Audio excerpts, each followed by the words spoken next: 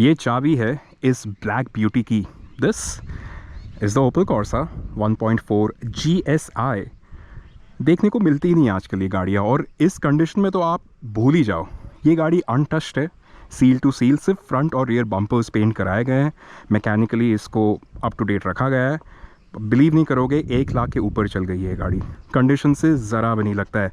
Even those mud flaps are from when the car was delivered to the first owner, so these are installed by the dealership but they are still there. So cool. Corsa जो है बाहर बिकती थी as a hatchback. This was actually a hatchback, but India में 3 अलग अलग body forms थे। So this is the Corsa, which is a sedan. We also got the hatchback version of it, and we got a station wagon version of it. None of those cars was sold in good numbers, but Opel thought, you know, India is going to be a good test bed to experiment. Well, guess what? It wasn't. Very neat and plain looking front. It's actually a little cute. A little bit of a trivia here. These headlamps also are a straight fit to the Honda CRX Del Sol, the 2nd generation. There we go. Random fact. Fender integrated indicators. You got the GSI badging here. And very tiny little quarter glass here. If you notice, the bumper is really long. It wraps the rear from this end to the other. Now at the back you also have a little spoiler. You have this lightning Opel logo. India में बहुत लोगों ने तो ये लोगो देखा भी नहीं होगा, but here we have it. Opel Corsa GSI. The illumination unit जाने देते बाइक वाले को. The illumination lamp for the rear number plate was integrated within the bumper. So cool. और ये देख के आपको लग रहा होगा कि खोलने के लिए आपको एम्बेसडर के ज़माने में जाना होगा, लेकिन ऐसा नहीं है, ईज़िली खुल जाता है। ये जो आप पाउचेस देख रहे हो, ये फैक्ट्री से आते थे, ये लगाए नहीं गए। So cool. और मैं जैसे कि आपको बता रहा था, गाड़ी की कंडीशन बहुत अच्छी है। रस्ट का नामो निशान नहीं है, हल्का सा है, बट अगर आप गौर करोगे तो नई गाड़ियों पे भी 1 साल के अंदर इतना रस्ट आ जाता है। Possibly because of the kind of city that this car has lived in, which is Kolhapur. There we go. We have your fuel filler on the right hand side, and that's about it. Let me now open the bonnet and show you the engine. Here a lever.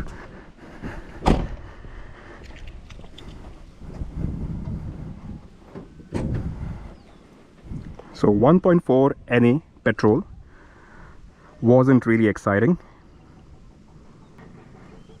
Yep, still a neat and tidy looking engine bay. Awesome. Now before we actually start her up and go out on a drive, let me welcome you to the cabin of the Corsa. Again, a lot of Opel touches, a lot of interesting bits here. Let's start with these buttons. Normally गाड़ियों में इतने ऊंचे होते हैं buttons, bottle holder के side में कोई buttons नहीं देता है। वैसे जब दरवाज़ा खोलते हो आप, तब आपको लगता है इतने नीचे है, बट एक बार आप गाड़ी में बैठो, देख रहे हो, इतना भी ख़राब पोजीशनिंग नहीं है। यहाँ पे अंदर कुछ है, मैं खोलना नहीं चाहता हूँ इसको, बट कुछ है यहाँ पे। हिंदी में सिर्फ 2 लाइन्स लिखी गई है। ठीक है, not bad. All right, let's hop inside. Quite a snug cabin, but quite a premium cabin because ये मैं हटा देता हूँ।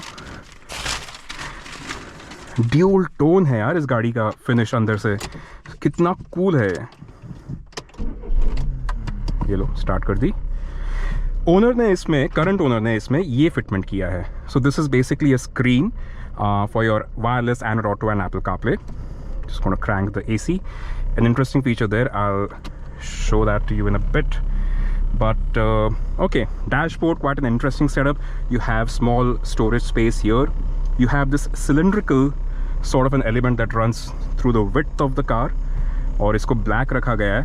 बाकी जो cabin है उसको ये हार्ड प्लास्टिक दिया है लेकिन लाइट कलर में दिया है, बहुत प्रीमियम। दरवाजे पे भी ये जो मटेरियल है देखने में फैब्रिक लगता है, राइट, बट नहीं। आपको बोल रहा था ना window switches, see not bad, can be managed. So your illumination controls are here, wiper controls are here. These are also very different, very unique rectangular sort of stalks. Your indicators and high beam is here and your wiper controls are here. Instrument cluster भी बहुत plain and simple है, temperature gauge, RPM meter, speedometer and your fuel gauge, but it's neatly stacked. I like this MasterCard sort of a thing going on here. Relatively काफ़ी बड़ा steering wheel है, और again ऐसा design कहीं देखा नहीं है मैंने। ओपल की गाड़ी एक्चुअली इंडिया में देखने को नहीं मिलती है ज़्यादा, इसके लिए बहुत चीज़ें इसमें काफ़ी यूनिक है। चलो मैं वही बता देता हूँ आपको। ये देखो, ये लाइट बंद है अभी। If you pull this out,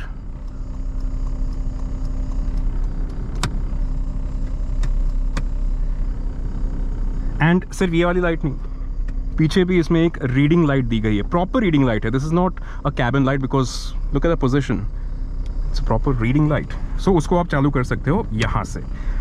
और एसी का कंप्रेसर बटन, एसी को ऑन ऑफ करने का जो बटन होता है वो आपको कहीं दिखेगा नहीं यहाँ पे। क्यों? क्योंकि वो बटन यहाँ पे इंटीग्रेटेड है। Push that to switch off the AC, pull it to switch it on, and obviously you have the turbo mode. बहुत मैन्युफैक्चरर्स इसको बहुत अलग अलग नाम से बेचते हैं, एक्सप्रेस कूलिंग, ये कूलिंग, वो कूलिंग, बट पुरानी फीचर है, नथिंग न्यू। वेंट्स भी एकदम सही कंडीशन में है, बट इसका भी ऑपरेशन थोड़ा सा अलग है। डोर हैंडल्स भी आप देखो, कौन सी गाड़ी में आपको ऐसे डोर हैंडल्स देखने को मिलते हैं? So that's what I am saying, it's quite a unique car. It's done 1,08,000 plus kilometres. And that's a quick look at the front of the cabin. This is your gear stick. You have reverse that is placed on the extreme left. There we go, that's reverse. So reverse engage करने के लिए ये mechanism दिया गया है। ये रहा reverse, ये first, second, third. थ्रोज लंबे है लेकिन गेट्स बहुत पास है। ये मिडिल में आ गया, बहुत पास है।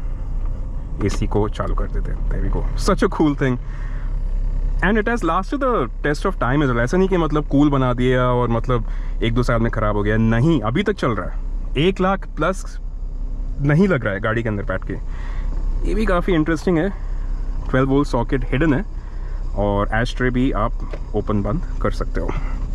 Alright, that's all that I have to show here. Let's quickly show you.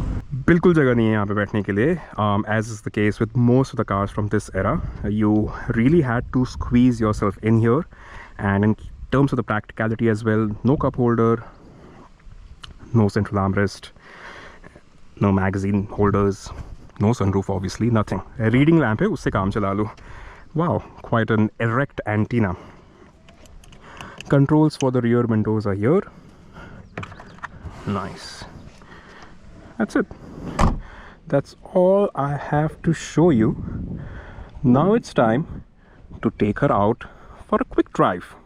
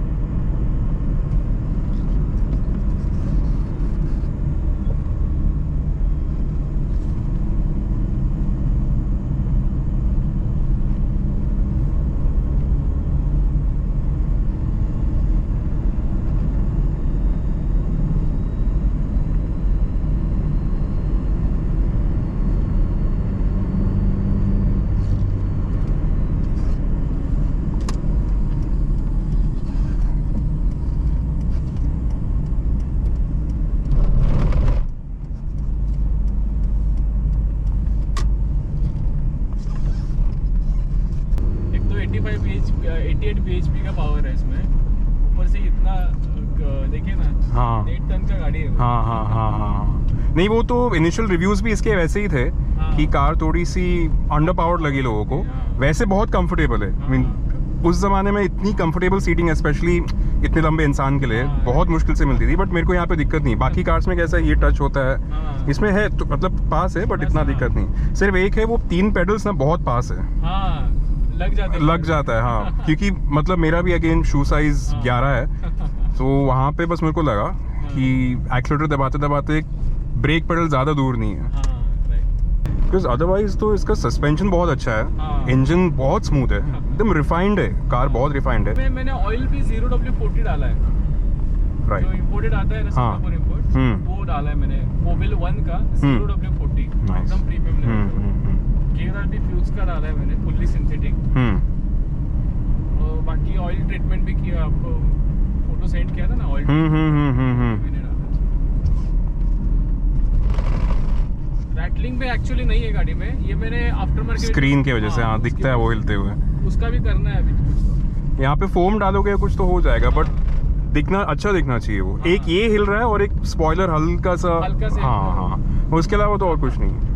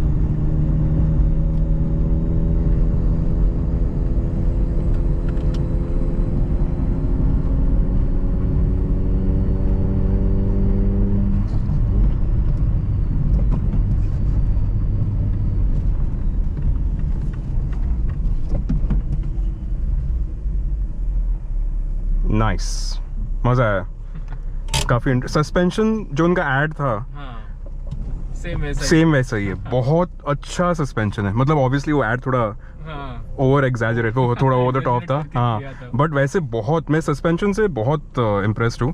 और जो आप बोल रहे हो कि मैकेनिकल सिंप्लिसिटी इस कार में है, वो भी बहुत अच्छी चीज़ है। बनी थी एक्चुअली देखा जाए तो इंडिया के लिए बनी थी। ग्राउंड क्लियरेंस है, सस्पेंशन अच्छा है, ईजी है और कॉम्पैक्ट भी हमारे सिटीज़ के लिए। Alright guys, that was a quick drive with this Opel Corsa and Atharva. आप इनकी आवाज़ तो सुन ही रहे थे, गाड़ी में पीछे बैठ के हमें सब इन्फॉर्मेशन दे रहे थे, बट अब यहाँ है। तो अथर्व एक्चुअली कोल्हापुर में इनकी यूज कार्स की डीलरशिप है, आपका बिजनेस वही है। यूज कार्स का बिजनेस है, मतलब आपके पास गाड़ियाँ आती जाती रहती है, तो आपने ये गाड़ी क्यों रखी है? क्योंकि इसमें मुझे चाहिए थी build quality, rigidity and simplicity की वजह से मैंने गाड़ी रखी है। सिंप्लिसिटी और रिजिडिटी के लिए, और रेयर भी है। हाँ, ड्राइव क्वालिटी इसकी बहुत अच्छी है। वो तो मैं भी काफ़ी इम्प्रेस हो गया उससे। यूनिकनेस चाहिए था, मतलब सब गाड़ियाँ सबके पास ही है अभी, तो कुछ यूनिक रखना था मुझे, इसलिए मैंने रखी थी। इसके स्पेयर पार्ट्स भी अभी तक मिलते हैं मार्केट में, मतलब बहुत बड़ी बात है। मतलब कोल्हापुर में तो इसके स्पेयर पार्ट्स इजीली मिल जाते हैं, एंड मेरे पास एक अच्छे मैकेनिक भी है, वो भी अच्छे से उसको मेंटेन रखते हैं। मेरे को तो मन हो रहा है मैं लेके चले जाऊँ इतनी अच्छी कंडीशन में आपने रखी है। और आपने ऑब्वियसली हमें पॉजिटिव्स बता दिए, नेगेटिव्स क्या लगे आपको इस गाड़ी के? नेगेटिव एक ऐसा नेगेटिव है कि इसमें ना बहुत नीचे गाड़ी है, मतलब उस वक्त के हिसाब से बनाई गई थी, थोड़ी सी नीचे गाड़ी है, तो थोड़ा ध्यान रखना पड़ता है फोटो। बट ग्राउंड क्लियरेंस इतनी भी कम नहीं है इसकी। इतनी कम नहीं है, लेकिन लगता है, मतलब लगता है। आप जब चला दे हो ना हाँ, गाड़ी, हाँ। तो थोड़ा सा फील होता है कि हम लोग थोड़ा हाँ, सीटिंग पोजीशन तो बहुत नीचे है। हाँ, क्या है आजकल की जो गाड़ियां है ना, हैचबैक भी थोड़ी मतलब बड़ी। हाँ हाँ हाँ हाँ हाँ हाँ हाँ, मतलब आपको कुछ ज़्यादा इश्यूज नहीं हुए मेंटेनेंस को लेके? कुछ भी नहीं, कुछ भी नहीं, क्योंकि कोल्हापुर में स्पेयर पार्ट्स भी इजीली मिल जाते हैं इसके। जैसे कि मैंने अभी सस्पेंशन में भी काम किया है, जो मैंने किया है वो सस्पेंशन का जो अपना शॉक अब्जॉर्बर के माउंटिंग्स रहते हैं वो लोअर आर्म्स, वो इजीली मटेरियल यहाँ पे मिल जाता है। राइट। और एक्सपेंसिव है पार्ट्स? नहीं एकदम नॉर्मल प्राइस में, मतलब हैचबैक स्विफ्ट से थोड़ा महंगा? थोड़ा सा महंगा, मतलब i20 और रेगुलर जो पार्ट्स रहते हैं ना, हाँ, i20 के दाम पे। अच्छा, सस्पेंशन का पूरा मुझे अपना दोनों साइड का जो शॉक अब्जॉर्बर के माउंटिंग्स रहते हैं वो और अपना लोअर आर्म तो मिला कि मुझे 4-4.5 के आसपास पड़ा है पार्ट्स। हाँ, okay, nice. Well, thank you so much Atharva, अपनी गाड़ी लेके आने के लिए। इतनी सुंदर सी लोकेशन, सनसेट भी दिख रहा है यहाँ से।